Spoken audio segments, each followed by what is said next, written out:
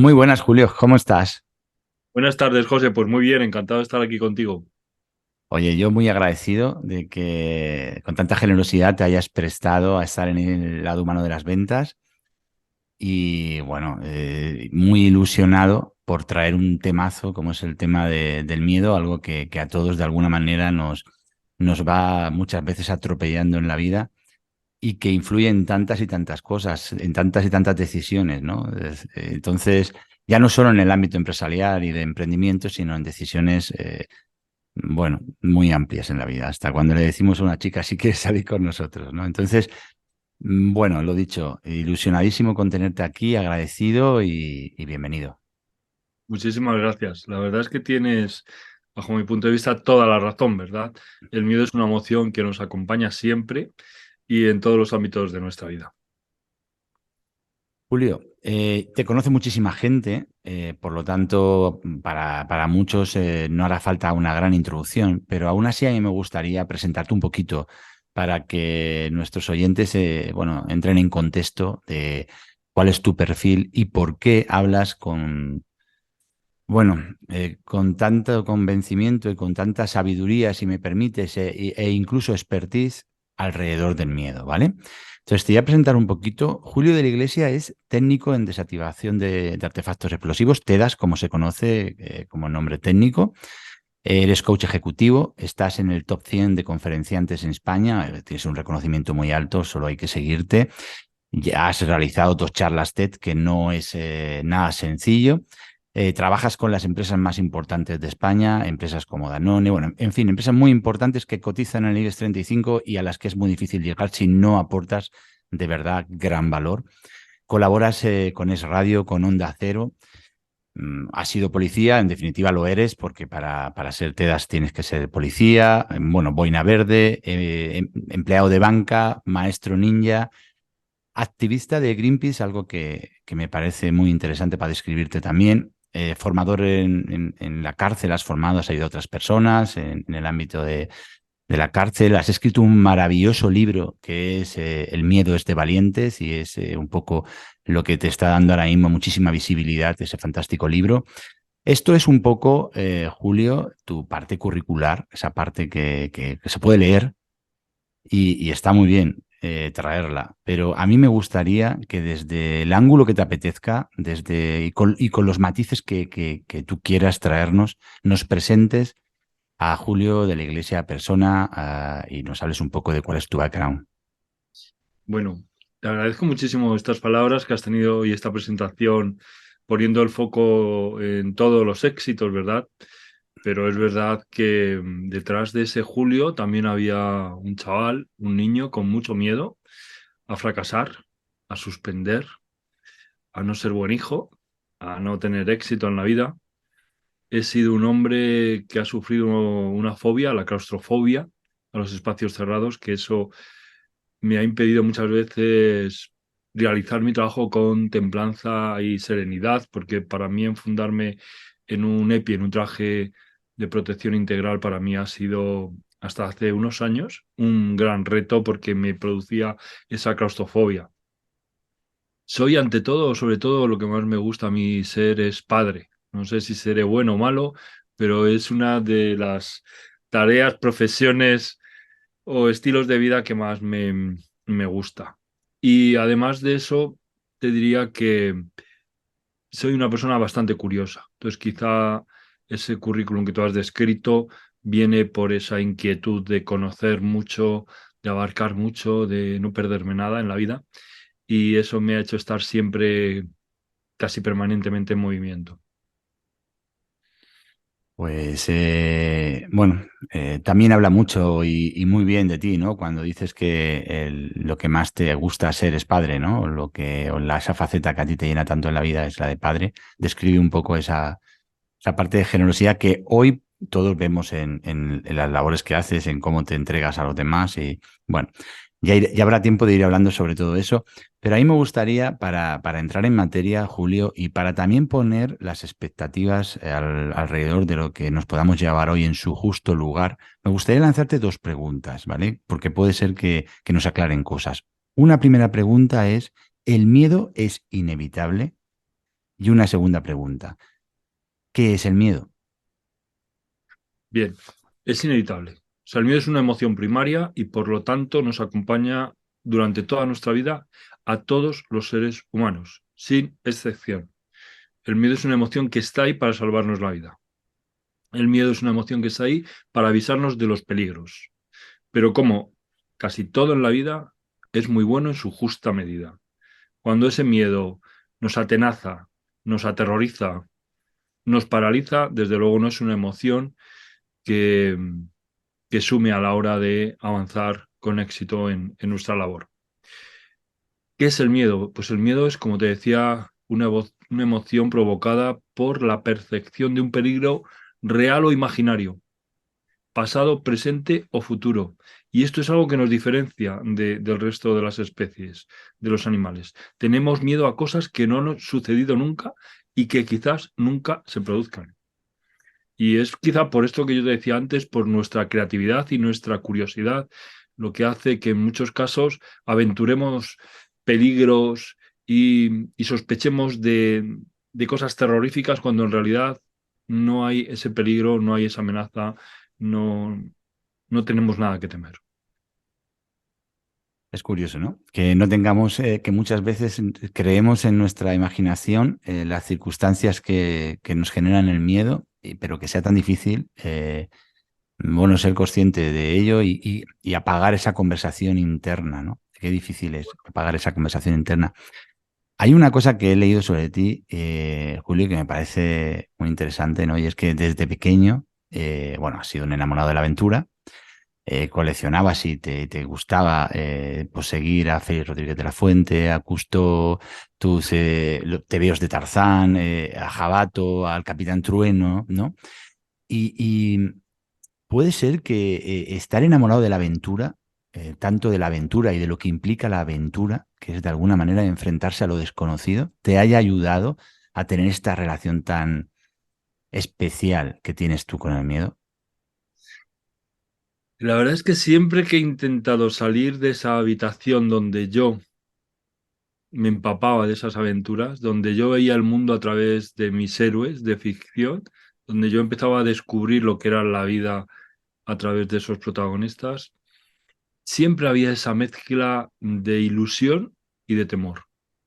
Ilusión por lo nuevo, ilusión por esa aventura, pero miedo por el fracaso, por no salir vivo, por no hacerlo bien, por equivocarme, por dónde te va a llevar esto, ¿no? Pero es que el miedo, la verdad, yo tengo una sensación de que durante toda nuestra vida nos han inculcado que el miedo es una emoción terrorífica, inútil, que ni siquiera hay que hablar de ello, que tener miedo como norma general es malísimo. Y yo insisto, que es que detrás del miedo está lo mejor de la vida. Es que detrás del miedo está todo aquello que nos aporta sabiduría, que nos aporta ilusión, que es nuestro proyecto de vida. Detrás del miedo están los hijos, la familia, el gran amor, la casa, todo lo que tú has ambicionado en tu trabajo. Detrás de ese miedo a fracasar, detrás de ese miedo a que las cosas no salgan bien, estaba lo que más quería. Y cuando has superado y has gestionado ese miedo, te has convertido en la persona que soñabas con ser. Yo soñaba ser valiente y tenía miedo. Por eso soñaba con ser valiente. Pero siendo valiente conseguí ser valiente en muchos casos. En otras el miedo me pudo. En otras el miedo me paralizó. En otras el miedo me dejó donde estaba. Porque el miedo es el guardián de la zona de confort. Sí, ¿no? La zona de confort está recubierta por esa membrana del miedo y que fácil es reconocer esa realidad, pero qué complejo es atravesar esa membrana. En tu libro hay una frase que yo tenía subrayada y que ahora la has interpretado en esta pregunta, ¿no? Y es que tú dices que el valiente no lucha porque tema lo que tiene delante, sino porque ama lo que tiene detrás. Y creo que lo has explicado antes muy bien. Qué grande es eso, ¿verdad? Mm. ¿Qué te conviertes cuando luchas por lo que quieres, por lo que amas? Eres el protagonista de tu vida, de tu historia. O sea, es que hay mucha épica en esto, hay mucho romanticismo también. Aunque yo cuando trabajo de TEDAS no veo ese romanticismo, pero sí a la hora de vencer el miedo hay mucho de ese valiente, de ese héroe que todos queremos ser o que llevamos dentro. que lo vemos en las películas cuando entramos en una sala de cine, que lo buscamos entre líneas en los libros que leemos, que buscamos personas que realmente nos inspiren, nos ilusionen, nos hagan creer en lo grandioso de ser un ser humano. Y no nos damos cuenta de que dentro de nosotros vive eso. Lo tenemos también. Ese polvo de estrellas, esa forma de afrontar las situaciones con coraje y determinación, lo tenemos dentro. Y en algún momento de nuestra vida, todos hemos saboreado eso. En tu libro leí que el libro lo escribías, que esas páginas estaban escritas como excusa para hablar de coraje, de valentía, de compromiso, de sentido del deber, de liderazgo, de propósito. Y me fui a tu LinkedIn y me encontré que mi objetivo es ganar y hacerlo con honor, con disciplina, con compromiso, con lealtad y con interés por mi cliente. Los valores, y es a donde te quiero llevar, tener valores y un propósito en la vida terminan por hacernos valientes. Si tú tienes un plano, que es el propósito, y tú tienes valores, que es la brújula, medio camino está hecho. En teoría, lo tienes hecho. Ahora solo te queda recorrerlo. Pero tú ya sabes cuál es el camino y tú ya sabes con qué herramientas, con qué valores lo quieres seguir. Es que muchas veces pensamos en el miedo como tú bien has dicho, ¿no? Como un lugar o un espacio en el que preocuparnos, en el que encontrarnos un poco desorientados y hacernos amigos o reconocer ese miedo como parte de nosotros también es una manera de enfocarnos y de dar nuestra mejor versión. Pero yo, leyendo tu libro y siguiéndote un poco, me di cuenta que al final siempre es la búsqueda de esa recompensa, ¿no? De esa, o es como yo lo interpreto, corrígeme, ¿no? Esa la ilusión que se tiene, ¿no? Y ser curioso en la vida y ir buscando esa recompensa, ese lugar donde uno quiere estar, tener esa claridad, acaba dándonos la fuerza para enfrentarnos a nuestros propios miedos, a esos miedos que nos atemorizan. Bueno, quería traer otra cita que tú pones en tu libro y que es que me parecen, la traigo porque me parece tan evidente, ¿no? O sea, tan clarificadora. Y es de la coach Marta Beck, que dice que ahí donde esté nuestra ilusión y motivación se encuentra nuestra estrella polar. Qué potente es esa cita, ¿no? Efectivamente. Una mujer muy fuerte, con, con una gran determinación. Y es que esa estrella polar, ese foco que hablamos ahora en coaching y en liderazgo y en trabajo en equipo, ¿verdad? No perder el foco, no perder ese punto de mira donde tú estás apuntando.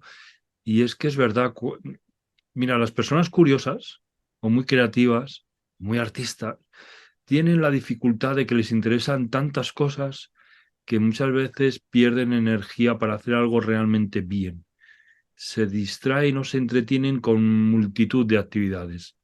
Y su cabeza no para, pero no concentra la energía. Son un montón de focos apuntando hacia el horizonte.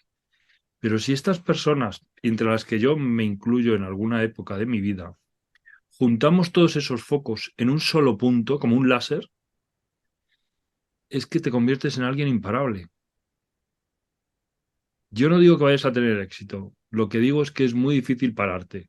Y si es muy difícil pararte y pico y pala, lo más probable es que acabes haciendo esa zanja, construyendo ese castillo, levantando esa pirámide que tú quieres hacer con tu trabajo y con tu esfuerzo. Sí, esa, Es- esa, cla- esa claridad, ¿no? Esa necesaria claridad que muchas veces en este mundo tan complejo nos resulta muy difícil encontrar la claridad ahora, me viene a la cabeza que es un término relativamente actual y es siempre se ha hablado de los objetivos SMART y ahora Sí. últimamente y en coaching se habla mucho, se habla de los objetivos SMARTER y Ujú. esa R final es reward en inglés, es recompensa, ¿no? Y es como la aparición de la recompensa le da potencia a todo el proceso de búsqueda del objetivo, ¿no? Y al final Mm, me parece que es interesante ponerlo aquí porque creo que muchas veces la zona de confort se llama zona de confort porque nos resulta, pues eso, también un poco cómodos estar ahí, no movernos. porque la recompensa no es suficientemente grande como para que tú te movilices. Pero es verdad que si antes de llegar a la recompensa tú en ese camino no encuentras la satisfacción, se te va a hacer muy cuesta arriba cuando las cosas no vayan con viento a favor. Es importante que lo que la estrella, esa cima que tú elijas subir, ¿no? Aquel punto en el que tú quieras llegar, te lleve por un camino donde tú ya empieces a disfrutar, donde notes parte de eso que quieres conseguir, ya lo estés palpando. Puede ser relaciones que tengan que ver con lo que tú quieres conseguir, ambientes, temas que tú quieres tratar, compañeros, situaciones, espacios, libros, estudios. Algo tiene que ya sonarte y empezar a disfrutar de aquello que quieres conseguir. Porque si lo dejamos todo en ese futuro, en esa recompensa última, en ese cuando me jubile tendré tiempo para, cuando termine esto y consiga el trabajo, cuando tenga un hijo, cuando... No, yo creo que es muy importante esa recompensa para que tú te movilices, ¿verdad? Pero tan importante como eso para mí más es que el camino para ti sea atractivo, que ese primer paso tú lo puedas dar con cierta ilusión ya. ¿Mm? Se me ocurre preguntarte una cosa, Julio, porque la valentía, las personas que son valientes, que se muestran en la vida con valentía ante los ¿Mm? ojos de los demás y ante ellos mismos, podríamos traer la pregunta de si es genética o es actitud. Mm. Y te lanzo esta pregunta porque estudiando un poco, analizando un poco tu recorrido, tú cuentas, he leído por ahí tu aventura con la banca, como empleado de banca, con 28 años. Tú tienes un perfil absolutamente... Todos tenemos un pasado negro, todos tenemos un pasado negro, no, José. no, pero tienes un perfil que no tiene nada que ver con eso, ¿no? Pero me pareció súper curioso y por eso digo lo de la actitud. ¿Cómo describes, cómo te tomaste, cómo empezaste a descubrir en ese trabajo de banca, que para nada lo hubieras elegido probablemente entre muchas opciones, cómo empezaste a encontrar, bueno, lo que sí tenía de bueno, lo malo? Y cómo a partir de ahí encontraste la motivación y cómo a partir de ahí llegaste a creer que ahí tenías un futuro. Y esto lo hilo con el tema de la actitud, porque muchas veces admiramos a los valientes, pero no tenemos una actitud de valientes. Mm. Bueno, fíjate que voy a empezar un poco por el final. Yo como coach y como conferenciante, pues he dado charlas para muchos bancos y entre ellos para el Banco de España, ¿eh? Con sus directores generales, su gobernador. Y he descubierto personas con las que me ha encantado trabajar, hablar y relacionarme a día de hoy. Pero si esto me lo preguntas con 20 años, le decía, es que no tiene nada que ver conmigo. Estas personas, o sea, yo tenía una idea con muchos perjuicios, efectivamente, y en aquella época lo que encontré es un trabajo que primero tenía un horario establecido, donde yo me podía organizar ese trabajo en ese horario, y también tenía un horario libre muy amplio. A partir de las 3 de la tarde en los bancos no se trabajaba. Y tenías todos los fines de semana libres. Y eras un señor que te respetaban y yo hacía de mi agenda, me lo organizaba a mi manera. Y yo pasaba por las calles y veía como un señor estaba ahí arriba en un andamio lloviendo y enfoscando una pared de ladrillo. Yo decía, jolín, ese hombre hoy se está ganando su sueldo bien ganado, ¿eh? Porque yo estoy aquí y me voy a meter en este bar ahora a tomar un cafetito calentito y con mi traje, mi corbata y mi maletín. Y tan a gusto. Así que todo tiene su parte buena y su parte mala. Es verdad que cuando me cruzaba con un señor que pasaba en un todoterreno y yo veía que ese tío venía del Sáhara, que acababa de subir de Marruecos y en su Land Rover ponía aventura por Marruecos, viajes al desierto y tal, yo decía, joder, lo quedaría yo por trabajar como ese tío, teniendo ese trabajo y planificando esas aventuras. Y no aquí hablando con un señor de cuentas corrientes, de bonos y de inversiones. Pero como todo en la vida, tiene una parte brillante y una parte oscura. Hoy en día digo que no es tanto lo que estés trabajando, sino lo que te esté aportando. Porque a lo mejor es verdad que el trabajo ya no te llena, pero a lo mejor tienes unos compañeros que son estupendas personas, con las que disfrutas mucho compartiendo el día a día. A lo mejor los compañeros no son muy buenos, pero la actividad que haces a ti te recompensa y además es un trampolín para el siguiente paso que vas a dar. Así que yo creo que en el momento en el que estés es importante que ese día no caiga en un saco roto, que no digas, es que hoy es un mal día, mañana es otro mal día y estoy viviendo en un infierno. Cuidadito, que un infierno es estar enterrado hasta el cuello y esperando a que te ejecuten al día siguiente, ¿no? O sea, eh, hay que ver un poquito lo que es el primer mundo, el tercer mundo y dónde estamos. Y yo diría no quejarnos tan a la ligera porque hay mucha gente que realmente lo está pasando muy, muy mal y en algunos casos su vida está en peligro. Por eso traía, ¿no? Lo de la genética o la actitud, porque parece que bueno, que sea algo bueno, que lo traes, bueno, pues que uno no puede cambiar y no puede dejar de ser, o sea, convertirse en un valiente. Y yo creo que estoy convencido que hay mucha actitud detrás del valiente. Y aterrizándolo en un territorio, pues, de trabajo, de emprendimiento, del mundo en el que yo me muevo, pues al final de departamentos de ventas, de liderazgo de equipos, etcétera, al final es encontrar algo que merezca la pena detrás de lo que uno hace, que siempre lo hay. Ese miedo que podemos tener a presentar una oferta y que nos digan que no, y que puede paralizar una oferta en una bandeja de correo electrónico o encima de nuestra mesa, por poner un ejemplo. Ese miedo, y es que no sé si estoy suficientemente preparado, no sé si es ese miedo a no atrevernos a hacerlo, si somos capaces de con otra actitud empezar a ver y qué puede tener bueno presentarla ya.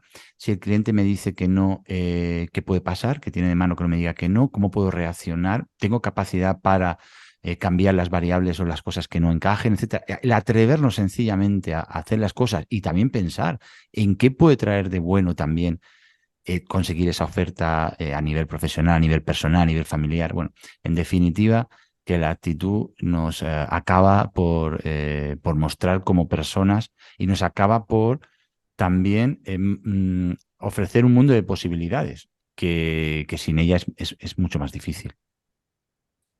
Mira, para ser valiente yo digo que lo primero es tener una motivación, un motivo superior al miedo que tienes que vencer. Para hacer una buena venta, yo creo que no solo con actitud y motivación se hace, también hay que tener una formación. Motivación sin formación, para mí es un error. Te conviertes en un tonto motivado. ¿Bien? Sí, sí, sí, como dice Emilio Duro. Yo recuerdo hace muchísimos años, llegué a una empresa que la tengo mucho que agradecer en su día, que era Home English. Era una empresa que vendía cursos a distancia de inglés, en unos vídeos de VHS y en unas cintas de cassette. Y en el curso de formación para comerciales, recuerdo que había una gran profesional frente, Rosa, y yo estaba muy atento en la primera fila, ¿no? Pero debería de tener yo una cara como de no me estoy creyendo nada, no te estoy comprando nada. Y la formación terminaba el viernes y esto era ya un jueves. Y me lo preguntó esa mujer, Rosa, me dijo, Julio, te veo con cara de... Digo, es que no te lo estoy comprando. Y si yo tengo que salir a la calle con un producto que no me lo creo, es que va a ser muy difícil que yo pueda vender, porque va a chocar con mis valores de honestidad, de, sobre todo de honestidad, ¿no? Con esas familias donde yo voy a llegar yo con el curso de inglés a venderlo a su hijo o a quien sea.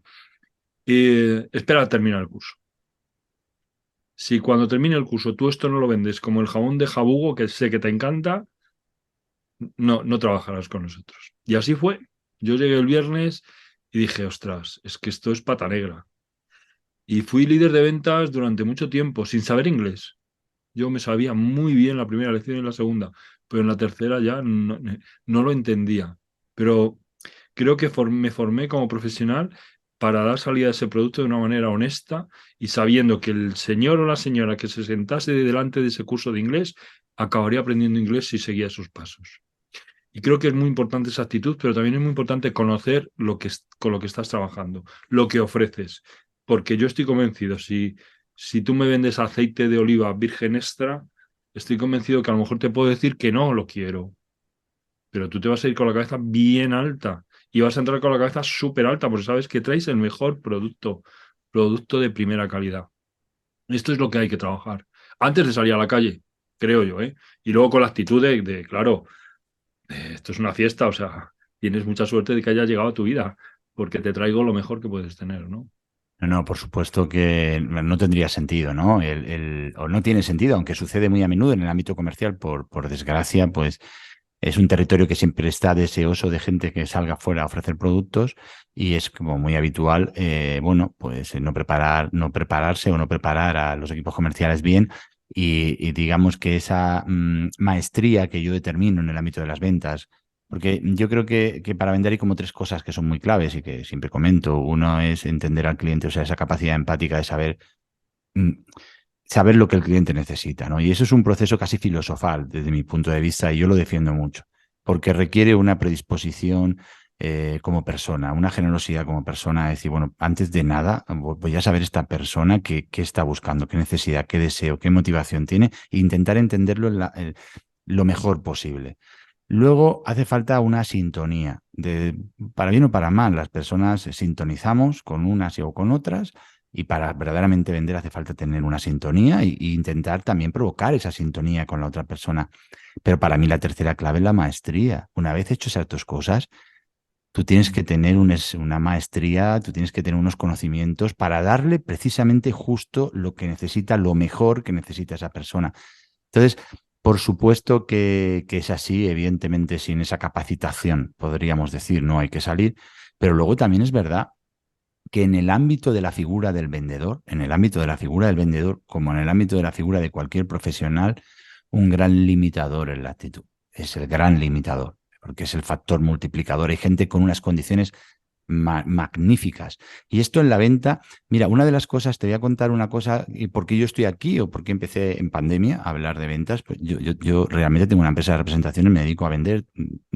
Esto es un territorio de divulgación que me apasiona, pero yo empecé a hacerlo porque hay una cosa que no entendía y es como ahí fuera hay tanto profesional autónomo, freelance, profesional independiente, con una valía extraordinaria. O sea, de las tres cosas que he comentado, la parte de expertise, la parte de destrezas, habilidades sobre su materia, son brutales. Te puedo hablar de pintores creativos, diseños gráficos, diseñadores gráficos, creadores de páginas web, da lo mismo, casi en cualquier profesión. Pero la venta les generaba rechazo. Hay una actitud y como dice Víctor Cooper, esa actitud que es, si multiplicas por mucho valor que tengan tus habilidades, en tu destreza, la metes entre paréntesis y multiplicas por actitud, si la actitud es cero ante la necesidad de vender, no vas a vender. Jamás, ¿no?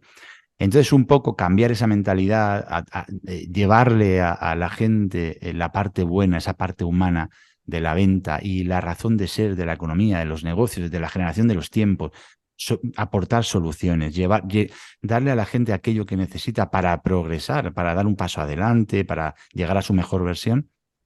Esa es la razón de ser de vender un producto o un servicio. Y con eso es con lo que hay que conectar. Y bueno, entiendo que con tus valores aquel último día, porque me has hablado que era jueves, en esas últimas horas, en ese último día de formación, incrementaría todo esto de que tiene que ver con la honestidad y el producto y te llevaría a potenciarte. Sí, sí, se colocó todo, todo se colocó. Parecía que eran como cosas que no tenían mucho que ver, pero al final esta mujer hizo un puzzle perfecto de lo que tenía que ser este producto y cómo llegar a las familias. La actitud, como dice Víctor Cooper, ya que lo has nombrado, multiplica, efectivamente, pero es que a mí esa parte donde tú te atreves es súper importante. Y para eso esos tres pasos que yo te decía, lo que digo en el libro de reflexión, decisión y acción, para mí son muy, muy importantes. Hay que perder un poquito de tiempo todas las mañanas o en el proyecto para darle una pensada a las cosas, para convencerte, llenarte de razón, llenarte de ambición, llenarte de decisión para que cuando todo eso esté hirviendo dentro de ti digas, venga, venga, venga. O sea, que estés deseando salir ahí al ring, que estés deseando salir al camino para llegar donde te has propuesto. Y eso se consigue estando uno en silencio, dando una conversación contigo mismo, con tu papel y tu boli y tus libros, estando en faena contigo. O sea, y llenándote ahí de energía, de energía, de energía para decir, venga. Y en ese momento es cuando te salen las ganas, cuando tú te encuentras a alguien en el ascensor y dices, joder, no sé este tío, pero Yo hoy comiendo, por ejemplo, estaba en un restaurante, a mí me ha servido una persona que de verdad, si yo tuviese una empresa mañana, me da lo mismo de lo que fuese, ¿eh? Esa persona la quiero conmigo. Es que la quiero conmigo. O sea, es que es todo, son tantos matices que, que, que no tienen nada que ver con la técnica, sino que lo que tú decías tienen que ver con la persona y con la forma de ser. Es que da lo mismo donde le pongas a esa persona, es que da lo mismo. Si le falta formación, se la das y va a ser espectacular. Si solamente se trata del trato de personas, es que ya, vamos, te llena el hotel. No sé, yo trabajo con muchas farmacéuticas también, ¿no? Y claro, tienen productos muy parecidos, se van solapando unas con otras y ¿dónde gana? ¿Quién gana? Aparte del producto, que estamos hablando de un producto muy específico y donde el cliente último, que somos los pacientes o los pacientes, realmente buscan la mejor calidad, ¿eh? Pero ese visitador médico realmente gana por la actitud. Y siempre me encontrado el mismo discurso. Son mis clientes que me llaman a mí porque confían en mí, porque saben que lo que digo es verdad, porque traigo mis análisis, porque traigo mis experimentos, porque traigo la ciencia que acompaña todo este medicamento. Yo creo que eso es muy importante. Para mí la seguridad es uno de los valores primordiales dentro de la venta. Te compro a ti por honesto, porque confío en ti. Yo es que sin esa confianza, yo puedo ir a comprar un Mercedes porque quiero un Mercedes. No me lo tienes que vender, no tienes que hacer nada. Me da lo mismo el comercial que seas. Ser Mercedes que quiero y quiero ir a comprarlo. Solo me tienes que decir el precio. Pero hay cosas que no son tan sencillas, ¿verdad? Y ahí es donde entra la confianza. Y para mí la confianza es uno de los valores más importantes dentro de la relación comercial. La figura del vendedor cobra sentido cuando el vendedor aporta un valor añadido, cuando el vendedor te aporta, te complementa en aquello que tú no tienes. Efectivamente, si a ti te encanta el motor, si a ti te encanta la marca Mercedes, ya vas a investigar tú, no vas a tener necesidad de salir de dudas. Vas a ir a hacer una operación, una transacción. La persona que te atiende va a despacharte. Otra cosa muy distinta es que alguien venga con un problema de calefacción en su casa y su casa pues tiene una distribución, una orientación al sol, un aislamiento y una serie de complejidades que ahí va a necesitar un tipo que no le engañe, un profesional, alguien que va a hacer ese trabajo y va a orientar a esa persona como si lo hiciera para su madre, para su hermano, para su primo. Y eso es un territorio, es eso, digamos que eso es una experiencia y sobre todo una reputación que te la dan los hechos. O sea, ahí es muy difícil, pero también es verdad que lo que se siente se transmite. El 80-90% de la comunicación es no verdad, es no verbal, perdón. Y cuando uno siente de verdad y tienes entusiasmo que está reforzado por conocimiento, por experiencia y por verdad, los demás lo sienten. Y probablemente tú, en la actitud de ese camarero o esa persona que te ha atendido en el restaurante y en su manera de entregarse a su trabajo esa mañana, has dicho: "Buah, aquí hay mucho valor". Hay un gran profesional y detrás de ese profesional hay una gran persona. Mm. Gran persona. Si tú analizas, y vamos a pasar ya a una cosa que me parece muy interesante que tratemos, que es tu fórmula MC4, que quiero tratarla porque creo que es interesante que no la anotemos todos y que la tengamos ahí, porque habla mucho de lo que estamos ya comentando.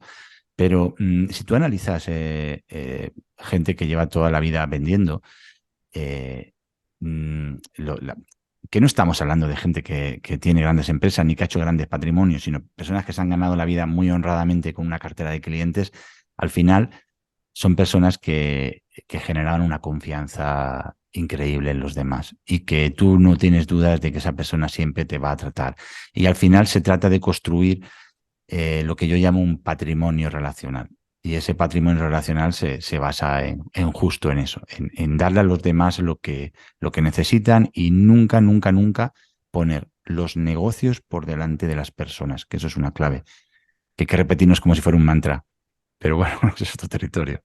¿Sabes que mira, en un estudio se hizo ante más de 100.000 personas durante 30 años para saber cuáles eran las características que más valorábamos en un líder? Se llegó a la conclusión de que un líder debería de ser honesto, competente, motivador, visionario y valiente. Pero sobre todo y ante todo, honesto. Lo primero, honesto.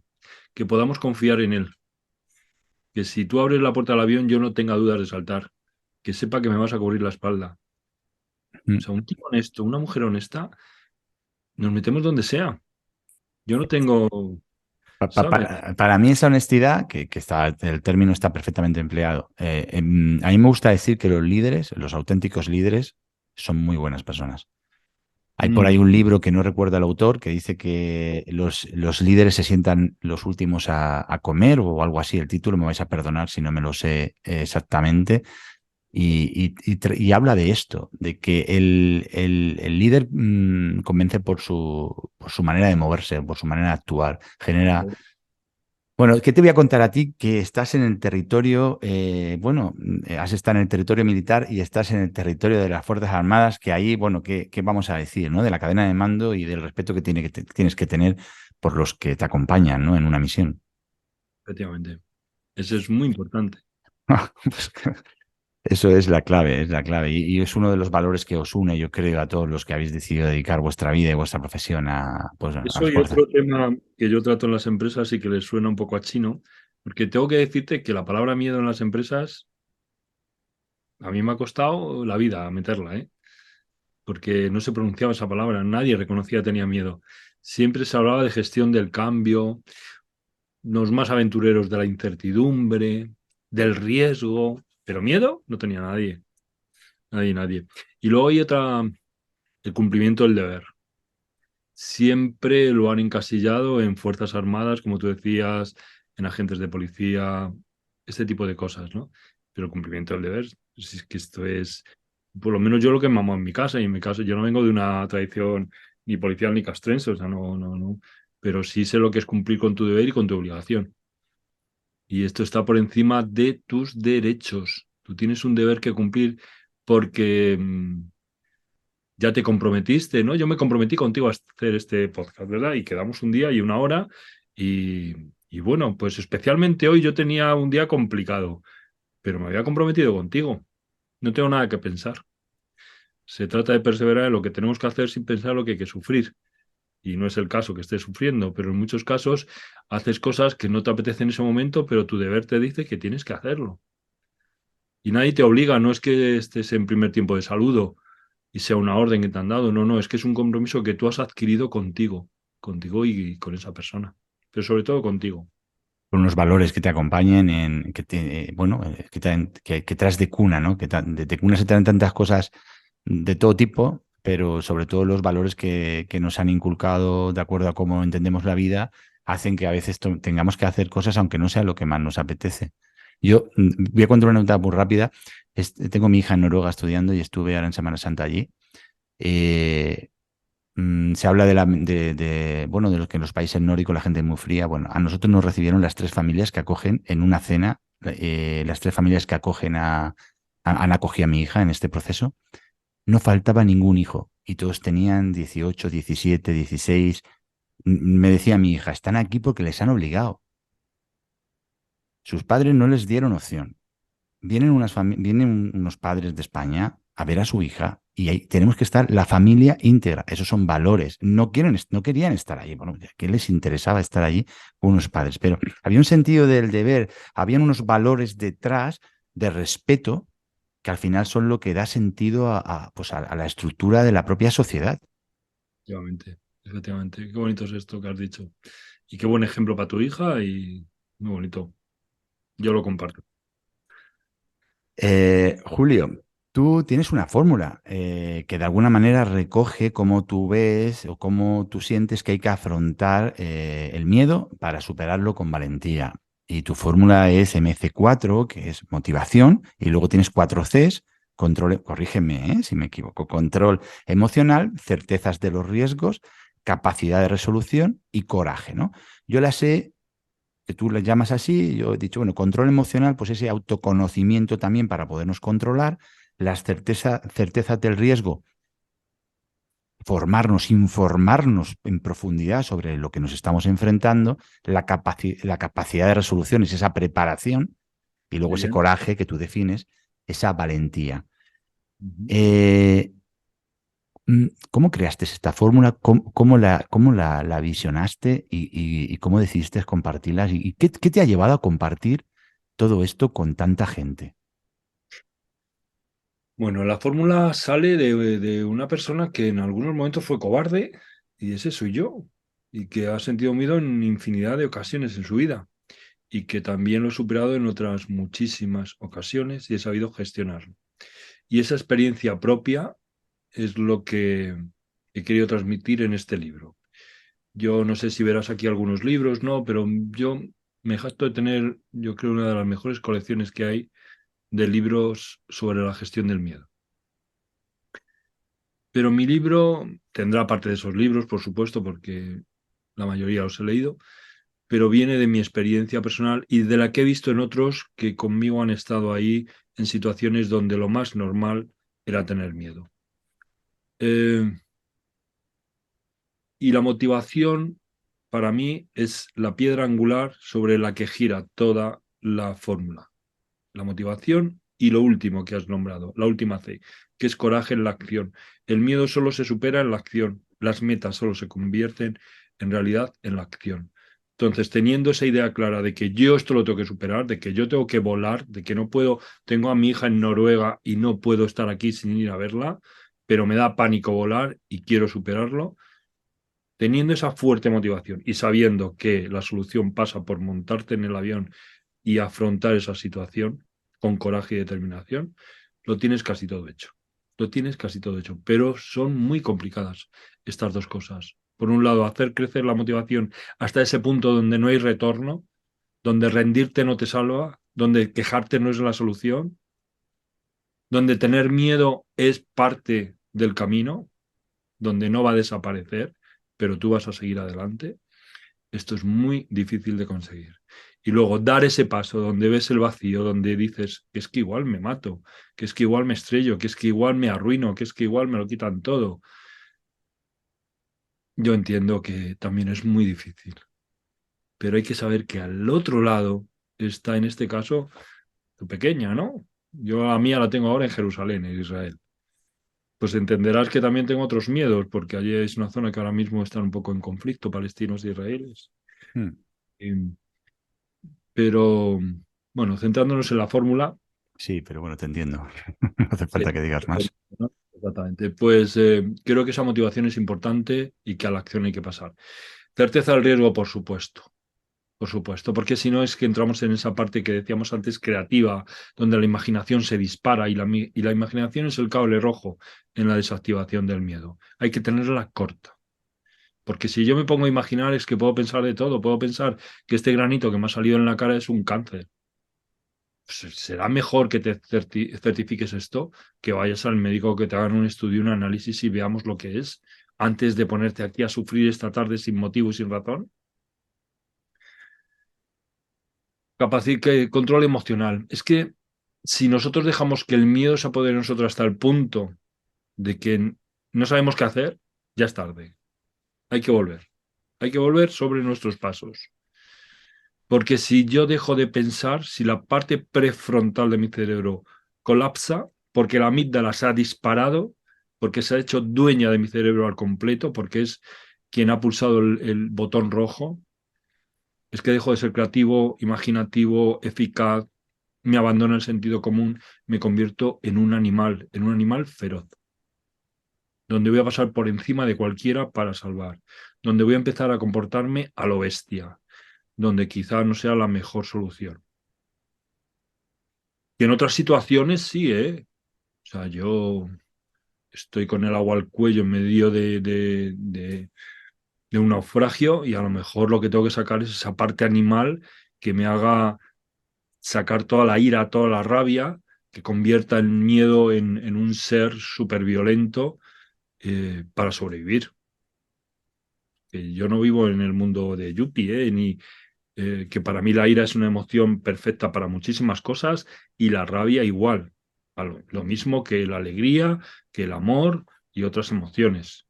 Pero he vivido situaciones y estoy en el mundo y sé que hay veces que, que hay que sacar los dientes y apretar los puños, ¿no? Me ha gustado lo que has dicho, ¿no? Que no vivimos en los mundos de Yuppie, porque esto eh, es necesario. O sea, es necesario tener un sentido de la realidad. Vivimos la vida es un lugar maravilloso, pero también, por desgracia, puede ser un territorio hostil y por desgracia la vida no pide permiso y nos suceden cosas inesperadas que puede hacer que tengamos que, bueno, pues que echar mano a nuestra caja de herramientas y localizar qué hace falta en cada momento. Por eso en alguna parte de la entrevista te hacía la pregunta, ¿no? Sobre la importancia del autoconocimiento. Yo, sin ser un experto en el miedo, ni mucho menos, sino ser una víctima del miedo en tantas y tantas ocasiones, he afrontado muchas cosas en mi vida, bueno, que no me hubiera atrevido en determinados momentos gracias a profundizar en mi autoconocimiento, en conocerme mejor, en saber quién soy, cuáles son mis recursos y cómo tengo que actuar en cada momento. Por eso yo siempre invito a todo el mundo a hacer un trabajo introspectivo y conocernos, ¿no? Porque esto me sabe mal, igual no es políticamente correcto, pero creo que uno de las cosas de los males que tenemos ahora mismo en la sociedad, hablando de sociedad en mayúsculas y metiendo aquí todo, es la pereza intelectual. Esa pereza intelectual que quizás seamos víctimas también, ¿no? Por esta sociedad infosicada de información, donde es casi imposible saber qué es verdad y qué es mentira, qué es interesante y qué no es interesante. Pues nos dejamos atropellar por eso. Y yo creo que uno de los principales problemas que hay es la pereza intelectual. A ver si se me entiende el término, ¿no? Sí, Esa comodidad que resulta, bueno, ante tanta complejidad, no me voy a parar a pensar, y menos a mirarme. ya, Entonces, claro, yo sí que encuentro ahí un recurso interesante, ¿no? El conocernos. claro. Y para conocernos hay que traspasar los límites. A veces la vida nos lleva a esos límites por decisión propia, ¿verdad? Una enfermedad, una separación, una quiebra, y a veces los vamos buscando. Yo prefiero ser de esos que van buscando un poquito el límite en su vida y ver hasta dónde puede dar de sí, porque hay mucha satisfacción en superar límites. Quizá el aventurero esto lo va buscando porque sabe que coronar esa cumbre para él es un reto personal y arriba no hay nadie para aplaudir, ¿eh? Pero él baja de otra manera, siendo un hombre diferente o una mujer diferente. Esto quizá Sedurne Pasavana, a la que yo admiro mucho, Mm, una mujer que ha subido los 14 miles, lo puede explicar mucho mejor. Yo a mi nivel de aficionado a la montaña o al mar, la verdad es que ha habido veces que cuando he superado ciertos retos, luego me he sentido más fuerte, he ganado una autoestima, el autoconcepto que yo tenía de mí mismo también ha mejorado y eso trasladado al mundo profesional, que es el tema del que tú hablas, o el de las ventas o el de la empresa, se nota, se nota.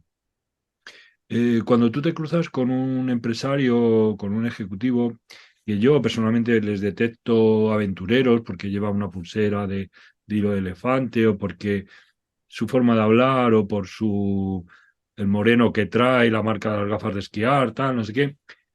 Pues al final es que le dan otro rollo a la conversación y a mí me acaba pareciendo más atractiva porque traslado valores del deporte o de la aventura a esa persona y me gusta tratar con personas donde veo que se han enfrentado a sus límites, que alguna vez habrán estado en peligro de muerte o en riesgo. Y eso también me hace confiar en alguien que, bueno, si nos vamos a embarcar en este negocio, en esta aventura, prefiero ir remando al lado de personas así, ¿no? Que otras personas que quizá con menos inquietud, pues no han saboreado esos laureles que a nivel personal, pues dan mucha satisfacción. Esto es así, Julio. También tenemos que tener bueno, cierta estrategia en la vida para casi todo, incluido para saber alrededor de quién nos apetece estar. Y bueno, hay Por ejemplo, mucha. de los equipos, ¿eh? José, los equipos de trabajo, otro gran tema, temazo, de cómo yo hablo mucho de los equipos comando. Y cuando yo metí este concepto también en la empresa, pues al principio se quedaban así, pero todo el mundo tenemos una idea de lo que es un comando, ¿no? Ujú. Un grupo de hombres o de hombres y mujeres muy unidos, que se cubren unos a otros y de que tienen claro que la misión es lo primero. Y esto es muy importante en el trabajo. Cuando tú entiendes que tu compañero es parte de tu comando y que lo que él haga a ti te va a beneficiar y lo que hagas tú a él también, y, y que si hoy él viene un poquito cansado porque ha tenido una mala noche, por lo que le haya pasado, por lo que sea, tú estás ahí para defenderle y para ayudarle y para apoyarle, y mañana te toca a ti, sabes que pues que la cosa cambia, ¿eh? Es que vas a trabajar con una energía sabiendo que te vas a encontrar a tu comando, o sea, y esto que a lo mejor fuera de la poli o del ejército no se entiende tanto, pero cuando lo experimentas en una empresa civil, cuando lo empresa en tu trabajo, un equipo de amigos, un equipo luchador y tal, y joder, pues es que es muy bonito, se trabaja mucho mejor, muchísimo mejor. Es el poder de las metáforas. Claro, a veces utilizamos los términos y parece que son ajenos, ¿no? Pero el poder de la palabra comando, ¿no? La metáfora es tan poderosa, transmite tanta información. Yo soy un enamorado de las metáforas. En cualquier fórmula que la tengamos, puede ser un dibujo, puede ser una frase, puede ser Eres cualquier muy cosa. buen comunicador, José, eres muy, muy buen, vamos, a mí, entre tu voz, tu forma de expresarte y yo que te estoy viendo a través de la pantalla ahora mismo, ¿no? Pues la verdad es que da gusto y otra cosa muy importante a la hora del liderazgo, saber comunicar, ¿verdad? Transmitir esos valores, ese objetivo, esa misión, jo. Son muchas cosas que no me extraña que quisieses hacer este espacio para el crecimiento empresarial y profesional, porque es que en la empresa es un retrato de la vida misma, ¿eh? Así es. Julio, hay muchos miedos que podemos traer aquí a la conversación para que estén relacionados con el ámbito de la empresa, del emprendimiento, pero hay un miedo que yo creo que es el que tiene mayor protagonismo, ¿no? Y es lo que se denomina el síndrome del impostor. El síndrome del impostor, que no hace falta que te lo defina porque sabes perfectamente lo que es, claro, a él nos enfrentamos ante cualquier oportunidad de ascenso, cualquier situación que, no sé, a la que nos tengamos que exponer. Bueno, detrás de ello también puede estar el miedo a hablar en público, porque nos sentimos que estamos impostando un lugar en el que no es nuestro lugar, etcétera. No se puede tratar en 3 minutos esto, ni podemos curar nada, pero con la intención, ¿no? De que la gente, de que nos podamos llevar algo. ¿Qué se te ocurre cómo se te ocurre que podríamos mirar a ese síndrome del impostor cuando nos ataque, ¿no? Lo contrario del miedo, para mí, es la seguridad. Para mí no es el amor. El Sapunset y otros autores defienden que es el amor. Yo digo que yo amo mucho a mi hija, como tú a la tuya, ¿verdad? Y por mucho que la quiera, cuando se ha ido de viaje a sitios donde yo sabía que no eran seguros, a mí ese amor no me ha salvado de tener el miedo que tenía.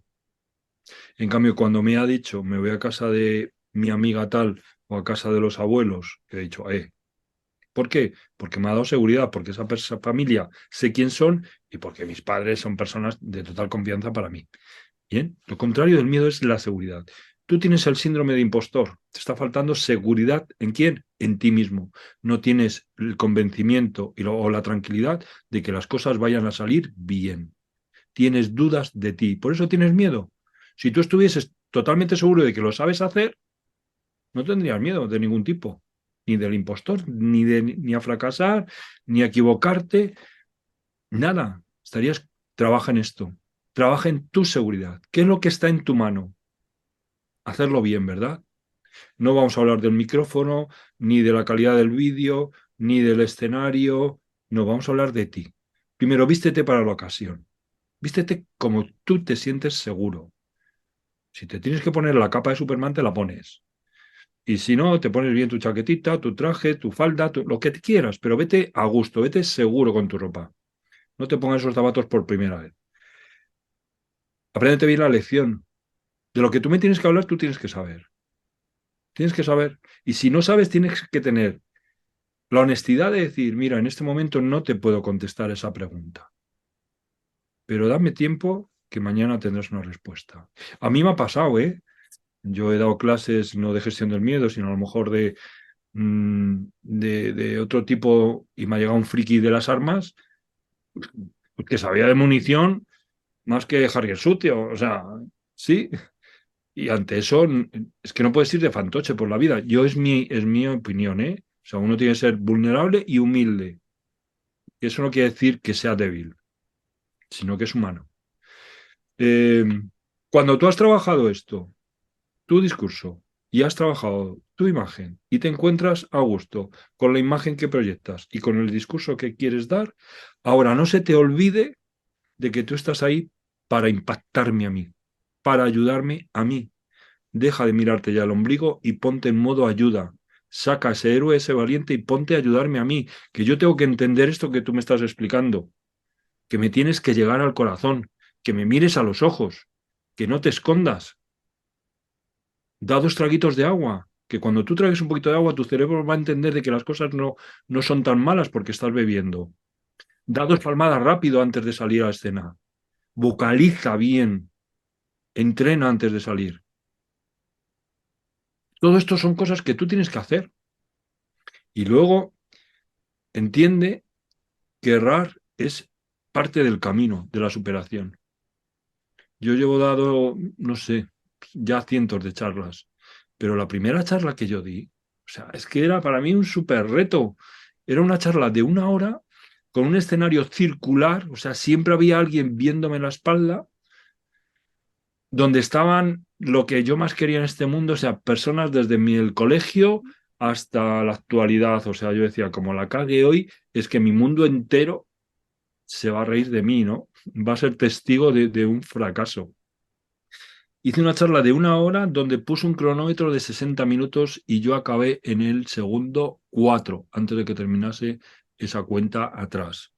Una charla de 7.333 palabras que yo me sabía de memoria, que estuve ensayando durante 3 meses seguidos todas las tardes de esos 3 meses, con muñecos, con peluches por el salón, porque yo no tenía todas conmigo, porque yo sabía que era un reto para mí donde yo me iba a exigir muchísimo. Este síndrome se quita trabajando, es que, no sé, yo es que igual no conozco otra fórmula, pero si no te sientes seguro, dime qué tendría que pasar, qué tendrías que pensar, qué tendrías que hacer para sentirte seguro. ¿Cómo actuaría una persona que realmente estuviese segura, que no tuviese ese síndrome del impostor? ¿Qué es lo que te estás contando tú para sentirte un fantoche, para sentirte un mentiroso, para sentirte un impostor? Dime. Pues abandona eso y ponte en ese modo, en el modo profesional, en el modo auténtico, en el modo de esta es la verdad que yo os puedo contar. Hasta aquí puedo contar. No soy Superman, soy un humano que llega hasta aquí, pero hasta aquí os lo voy a dar. Yo tuve una experiencia en el mar donde yo estaba delante de una tempestad que para mí se estaba volviendo muy amenazadora. Yo tenía mucho miedo de naufragar. Y llegó un momento en que ya no pude tener más miedo. Ya temblando el cuerpo entero, di un puñetazo sobre la mesa de cartas y dije, se acabó. Voy a afrontar esto con lo poco que sé, pero con todo lo que sé de navegación. Con lo poco que sé, pero con todo. No me voy a dejar nada. Y bueno, aquí estoy. Cuando tú das todo lo que tienes, cuando tú decides que no te vas a rendir, cuando tú decides que vas a sacar tu verdad, es que te podrán ganar. Pero el no rendirte es que marca toda la diferencia. Tú imagínate que tú das una charla y detrás de ti viene Anthony Robbins. Muérete ya del asco. O sea, es que insuperable. O sea, es que hagas lo que hagas, te va a barrer. ¿Vale? De ti hablarán como uno. Hubo uno que estaba antes que... De ti no se va a acordar nadie. Pero, tío, sé honesto. Sé honesto contigo mismo, el primero. Y da lo mejor de ti en ese instante. Que eso se va, eso se transpira, eso se ve. O sea, cuando alguien está ahí delante de ti y ves que se ha esforzado, que quiere ser, que quiere hacerlo bien para ti, yo eso lo valoro. El que llega de sobrado y empieza a contarme una cosa y luego se pasa a la otra y veo que digo, pero este tío ha venido aquí a pasar la tarde. Se cree que nos puede contar cualquier cosa y que porque esté ahí arriba ya se lo vamos a comprar. Pues yo personalmente no. Yo personalmente no. Buenísimo, Julio, buenísimo. Me viene a la cabeza una vez que escuché al entrenador de Nadal, a Tony Nadal, hablando de cómo él hablaba con los chavales en la academia, porque él es una persona muy clara a la hora de hablar también, y él dice que él no compra todo este discurso de que si quieres puedes. Esto de que si quieres puedes no lo compro, ¿no? Él decía, yo a los chavales se lo digo muy claro, yo no sé si vas a llegar. no sé si vas a llegar. No te voy a decir que vas a llegar a ser número uno. Lo que sí que te digo es que si te esfuerzas y te sacrificas, seguramente descubrirás al tenista que llevas dentro y será increíble para ti donde pueda llegar. Pero yo no te puedo garantizar el éxito, ¿no? Y al final es un poco el darlo todo con nuestra pasión y con nuestra ilusión de dar nuestra mejor versión, ¿no? Entregarnos desde la verdad. Es que yo creo que hay cosas en la vida que merecen eso, darlo todo. Hay otras cosas que las puedes pasar de medio lado, de reojo, sin poner al 100%, ¿verdad? Hay muchas cosas en la vida que no son tan serias. Pero yo creo que aquí estamos hablando de cosas serias, como es la reputación, como es el pan de nuestros hijos, como es el proyecto de vida. Entonces son cosas que hay que tomarlas un poquito en serio y a la vez con esa felicidad y esa alegría que merecen, ¿no? Para que realmente te las tomes en serio, no te las puedes tomar como un amargado. O sea, te las tienes que tomar con esa actitud, con esa pasión, con esa ilusión que realmente es arrolladora, es contagiosa, es todo lo contrario, ¿no? O sea, donde tú estás, no voy a decir sufriendo, pero sí sientes dolor, pero de alguna manera ese dolor lo estás interiorizado como parte de tu crecimiento, ¿no? También hablando de Nadal, su sobrino Rafa Nadal decía que es que él se encuentra muy a gusto en esa parte donde está sufriendo, Mm. que ha hecho de esa zona una zona para él de confort, ¿no? No le asusta ese sufrimiento. Y hay otras personas que se pasan la vida evitando sufrir, a él mismo y a los que tienen, a sus chiquillos, a sus... Es que claro, así es muy difícil crecer. Cuando tú creces te duelen los huesos, las articulaciones, porque estás cambiando, algo tienes que aprender. Lo bueno del miedo es que te dicen lo que tienes que mejorar para estar tranquilo, para ganar en seguridad. Por eso el miedo es muy importante escucharlo. ¿Tienes miedo a fracasar? ¿Y por qué tienes miedo a fracasar? ¿A fracasar en qué? Pues es que no sé muy bien inglés y claro, la charla es en inglés. Ya sabes lo que tienes que hacer, ¿no? Lo acabas de descubrir, campeón. No sé qué haces aquí. Ponte a estudiar inglés. No, es que soy muy mayor. Esto es una creencia limitante, no tiene nada que ver con lo que estamos hablando. Esto es un cuento que tú te estás contando. Porque te puedes sacar 40 casos de personas igual que tú o más mayores que están triunfando ahora mismo con lo que tú quieres hacer. Así que eso no es una constante en la fórmula. Sácala. Lo que sí es constante es que te tienes que preparar. Julio, ¿qué es lo que más admiras de una persona? Yo la nobleza.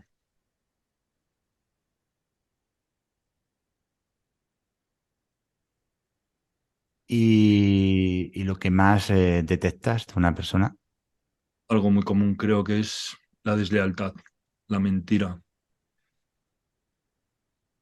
Te iba a decir el cinismo. Hace muchísimos años las personas cínicas me parecían como... Pero entiendo que tiene un valor social que a veces...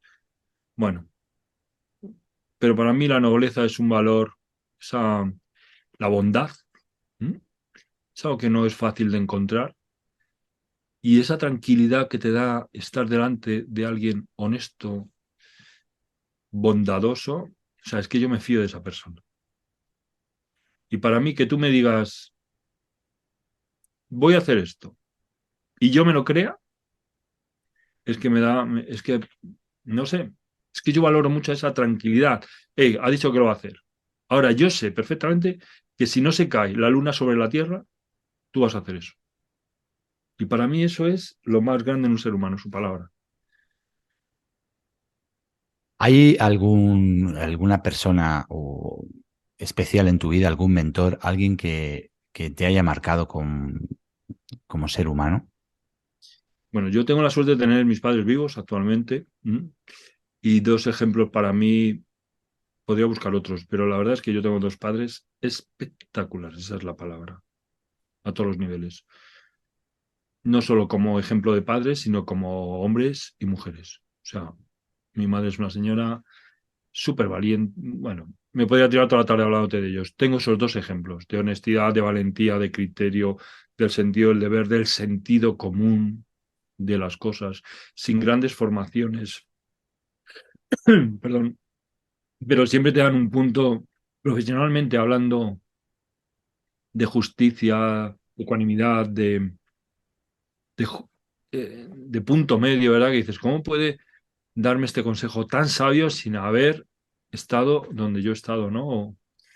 Em, a nivel profesional, yo admiro a muchos profesionales del sector del coaching, ¿no? Antes hablábamos de Anthony Robbins, ¿verdad? Pero bueno, el prólogo de mi libro lo ha hecho Mario Alonso Puig, un profesional que yo respeto mucho, Francisco Alcaide, eh, Jorge Díaz, premio Planeta, que también ha puesto unas palabras. Yo tengo muchos referentes. La verdad es que además voy atento a encontrármelos. Y me intento arrimarme a personas así.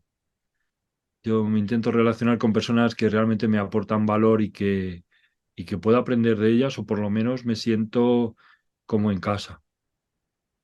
Persona girasol, ¿no? Que tú las llamas así. Sí, no girasol, es verdad. Eso fue una historia muy bonita porque yo estuve con 20 años en Nueva York, me fui a buscar la vida allí.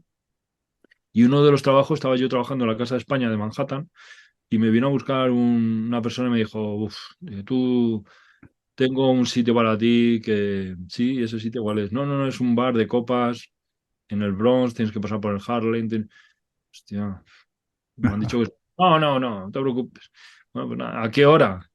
De madrugada, yo que sé, a las 12 de la noche tenía que estar allí. Y yo cogí ese metro y recuerdo llegó un momento en que el único hombre blanco en ese metro era yo. Y además yo llevaba una pinta que, no sé, debía de tener una pinta de membrillo, de niñito que acaba de salir de casa.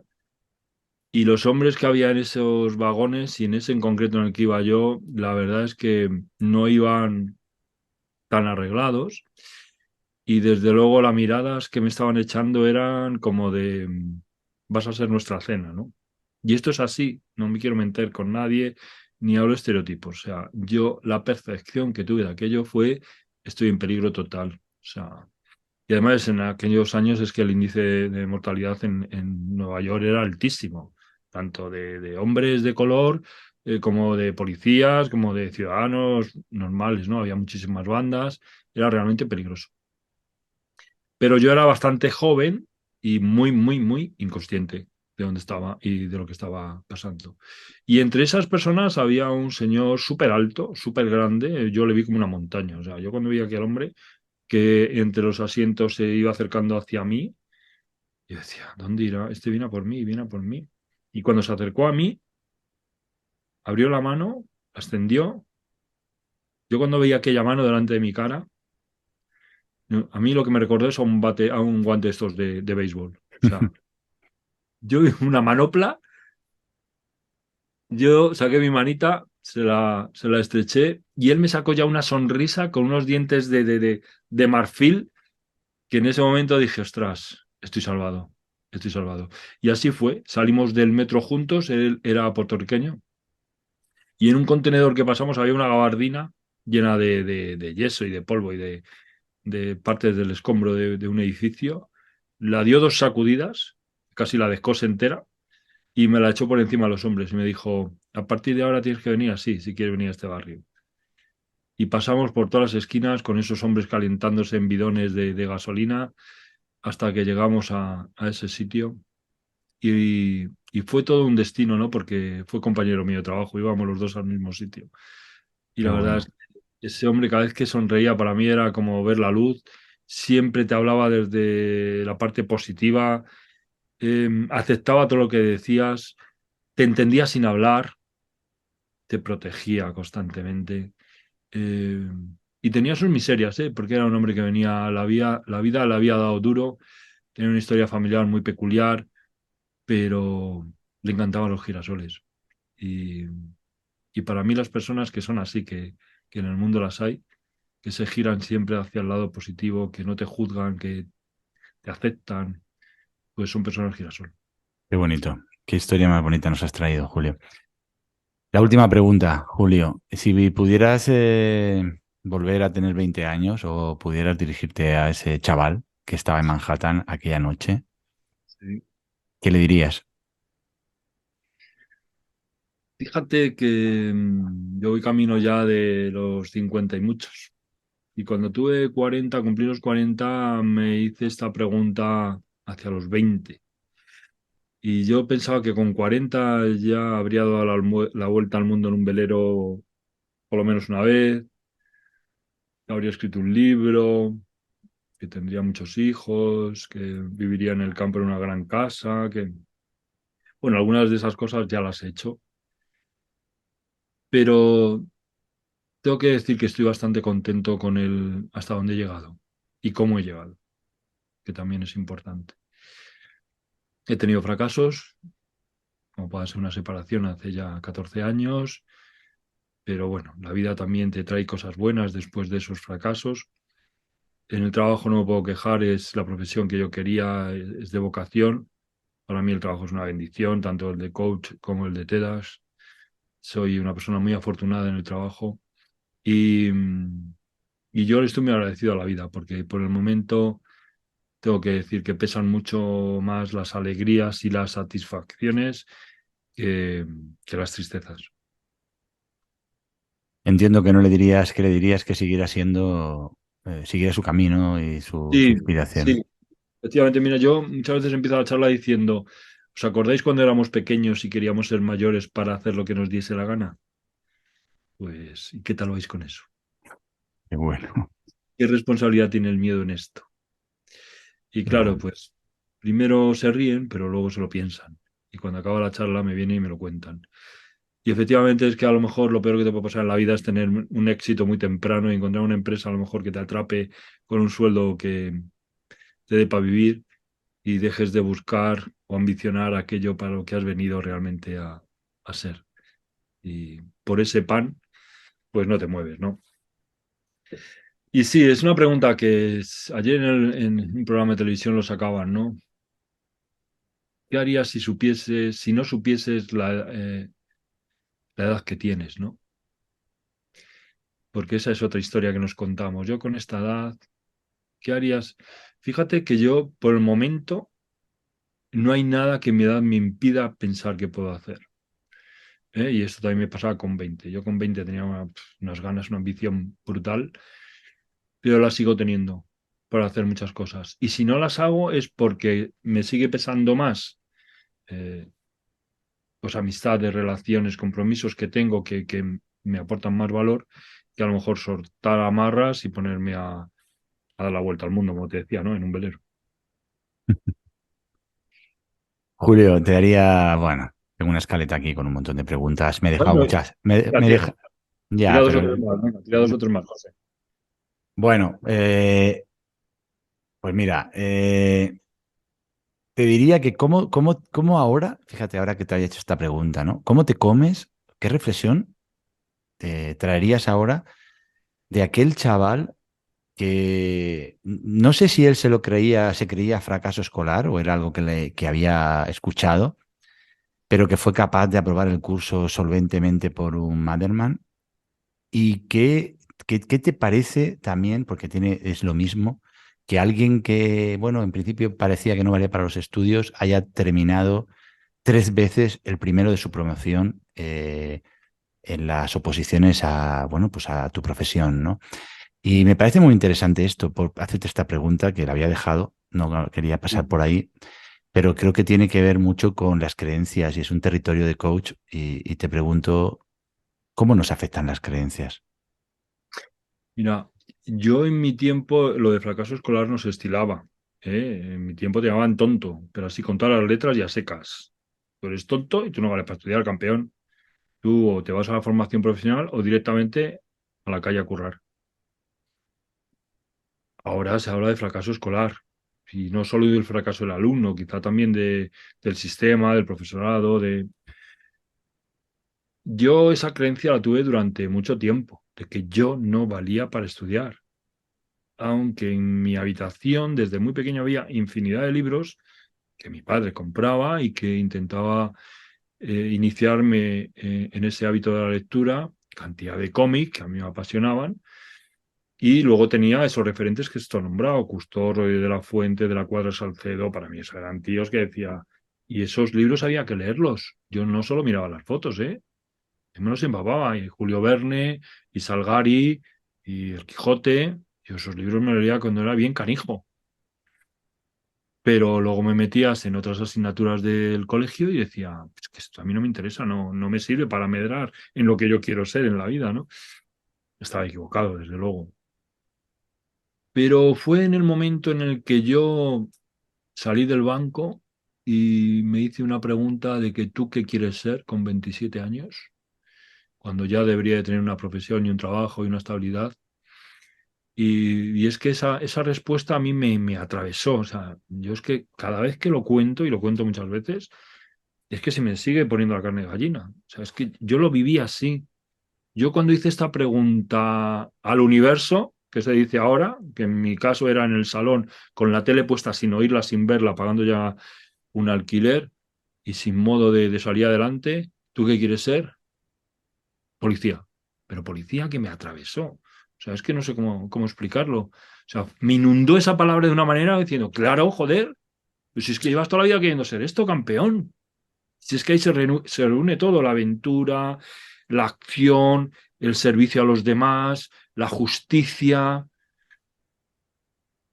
y eso ya fue imparable, es que fue imparable. Ya me levanté, me fui al teléfono, descolgué, marqué el 091, me respondió un tío de policía, dígame, mire que yo quiero ser policía, y me cortó en seco, esto es un teléfono de emergencias, aquí no damos esa información, lo siento. ¿Cómo que lo siento? Vamos, usted me tiene que decir la academia donde preparan y cómo preparan, y tú. Bajé corriendo, tiré el paquete de tabaco y el mechero a la primera papelera, llegué a la academia, me quiero presentar, sí, pues mire, pague esto, los libros, tal, y mañana tráiganos el carnet de conducir. ¿Qué carnet de conducir? Yo no tengo carnet de conducir, tengo de patrón de yate, de ala delta, de submarinista, pero no tengo de... Pues sin carnet de conducir no se puede presentar, no se preocupe. A las 2 semanas justas, a los 15 días, carnet de conducir teórico y práctico aprobado. Claro, o sea, empiezas ahí y te metes ya un año en tu habitación, sales de la habitación para ir a entrenar, de entrenar a la habitación, ni sábados, ni domingos, ni comuniones, ni bodas, ni bautizos, la familia diciendo, pero ¿qué te ha pasado? ¿Dónde te ha dado un golpe? Mm, Pues es que había conectado con lo que yo quería ser. Y todos los puñeteros días diciéndome, pero si no vales, piltrafilla, si tú no vales para estudiar, te lo decían de pequeño, ¿dónde vas? Que vas a suspender, que tus compañeros son abogados, que muchos tienen carrera, que muchos... Pero mira, yo estudiaba todos los días, me esforzaba todos los días y llegaba un momento en que yo, cuando leíamos los test y veía la respuesta, decía, hostia, he acertado dos más que este de al lado, que yo le tenía por el más listo. Hostia, y en la barra no me hacía ninguna y ya me hago 9. Y en la carrera, con lo largo que soy yo, que mido 1,91, hostia, pues también, y en la habilidad, y me quedaba con eso. Y me volví a casa diciendo, ostras, bueno, así un montón de cosas, esa batalla interior de tumbarte y levantarte todos los días para... Y yo me centraba en el siguiente paso, en el siguiente ladrillo, en el día de hoy. Hoy tengo que aprobar esto, hoy me tengo que aprender esto, es la lección de hoy. Y así es como... Hasta el punto de que, claro, yo me presentaba a los exámenes y los compañeros decían, no, Julio, claro, es que a ti se te da muy bien los estudios, claro, tú, este tío no, este no me conoce, es que este no me conoce. Se piensa que a mí me cae del cielo, que es un don que yo tengo de aprobar los exámenes por ciencia infusa. O sea, no ven ni las horas de trabajo detrás, ni las horas de entrenamiento, ni la comedura de coco que yo llevo dentro, ¿no? Y que ese miedo a fracasar, a suspender, lo que me hizo a mí realmente estudiar el doble y entrenar el doble que todos mis compañeros. Y claro, estudiando el doble y entrenando el doble, es que es muy fácil sacar buenas notas. Sí, pero como a mí lo que me interesa es enfrentar la creencia, Julio, que tu historia es brutal para enfrentarnos a cuántas mentiras nos contamos y cuántas mentiras que nos contamos nos limitan nuestra posibilidad de ser nuestra mejor versión. Por mucho que tú te esforzaras, que te esforzaste mucho y eso te ha llevado en la vida donde te ha llevado, pero uno no es 3 veces número uno de su promoción si no tiene talento para estudiar. O sea, quiero decir, No, esa, José, yo tengo ¿no? un método de trabajo. Tengo un Sí, método de trabajo pero y es muy tengo difícil llegar a ser de 3 veces talento, no, número de verdad. uno. No quiero ser talento, no, yo no tengo talento, de verdad que no, yo no tengo talento, de Bueno, verdad que no. pues Quiero, no, no, porque el chaval que no está escuchando, el profesional que no está escuchando ahora va a pensar, claro, es que con talento, efectivamente, no se lo descubrieron, pero esto es un tío que tiene facilidad. Que yo me levantaba muy temprano y me acostaba muy tarde. Y yo, fíjate cómo era mi método de estudio, te digo, por ejemplo, el de TEDx. Yo, que es un curso súper exigente, es el más difícil que hay dentro de la policía. Yo ya tenía a mi hija con 1 año, a la que nunca bañé en ese año, ni la di un biberón, solamente la veía, sabía que estaba bien ella y su madre, pero nunca pude pasar con ella tiempo. No es que no pude, es que decidí que lo importante es que yo aprobase con la mejor nota del mundo mundial para no salir de Madrid, que era donde estaban sus abuelos, sus tíos, sus hermanos, etcétera, ¿no? Eso me hizo sacrificarme yo de disfrutar de mi hija para sacar la mejor nota. Yo iba a clase y cuando salía de clase me iba a una casa que no era mi casa, ¿eh? Y me tiraba estudiando hasta las 2 de la mañana. Me acostaba con unos cascos puestos donde yo había grabado las lecciones y me levantaba a las 6 de la mañana, 4 horas después, para irme en el metro con unas tarjetillas de cartulina dura que yo me había fabricado para seguir estudiando en el metro, porque nunca me sentaba a 16 paradas de metro, y cuando iba andando por la calle para ir hasta el centro de formación, iba leyendo por la calle las mismas cartulinas intentando memorizar. A mí cuando me hablabas de una tabla periódica, yo no sabía ni lo que era, ni una tabla ni periódica. Cuando me hablabas de lo que era el mercurio, yo no tenía ni idea de lo que era un átomo ni un electrón. Esto en el TEDAS es impensable. No solo lo sabes, sino que lo sabes muy bien. Y acabé siendo el número uno de ese curso. Esto solo es con trabajo. Talento cero. Trabajo, trabajo y trabajo. Esto es algo que mi padre me inculcó desde pequeño. Cuando tú dices, yo me escapé con 8 años de mi casa porque quería vivir, quería dar la vuelta al mundo y quería vivir esas aventuras de jabato y etcétera, etcétera.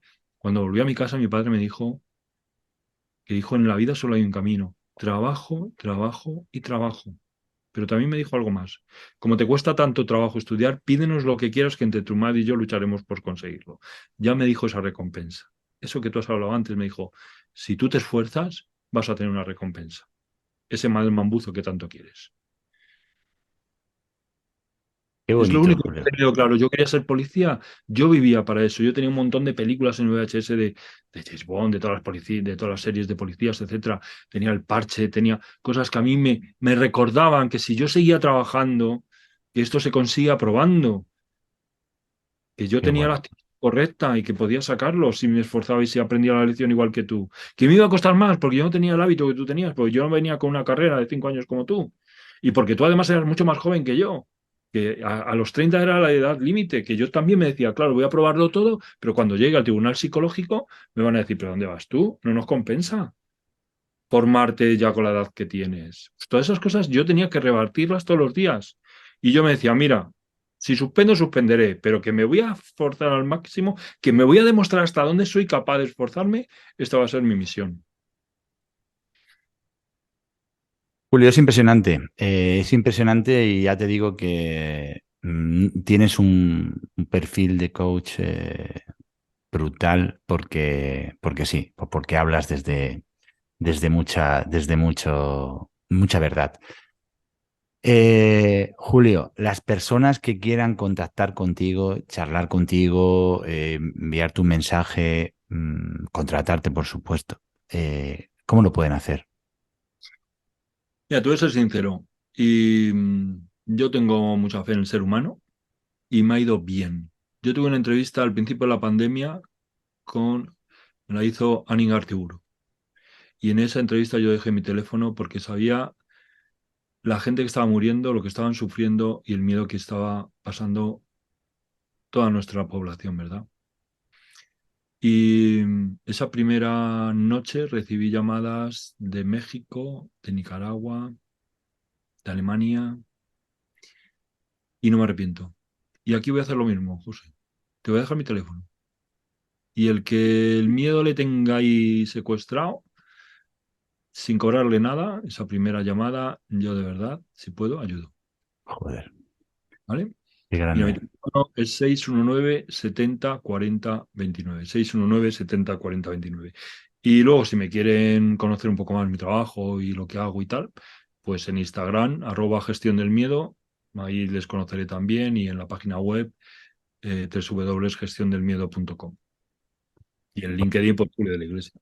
Nada, yo compartiré. Las personas que nos estén escuchando en este momento solo van a tener que bajarse abajo a las notas del episodio y va a estar toda esta información para que te puedan contactar. Eh, Julio, mil gracias. Eres una persona, bueno, muy potente. Te agradezco un montón la generosidad desde la que te abres y cuentas toda esa verdad que llevas dentro. Bueno, ¿qué te voy a decir? No me gusta el concepto de regalar así como demasiados halagos porque parece que sean falsos, pero creo que eres un tipo Además, que yo francamente. los llevo un poco mal todavía. Ya, No pero me yo puedo... creo que tú eres un tipo francamente grande. Estoy muy contento de haberte conocido, muy contento de haber pasado este rato contigo. Te voy a seguir muy de cerca y te mando un abrazo gigante y te doy mil gracias por habernos regalado este espacio. Gracias, José. Gracias a ti de verdad porque lo haces muy, muy fácil. Y escuchas muy bien. Otro tema muy importante a la hora de liderar y de trabajar. Muchísimas gracias. Un abrazo a toda tu audiencia y espero que nos veamos en persona muy pronto. Muchas gracias, Julio. Chao, chao.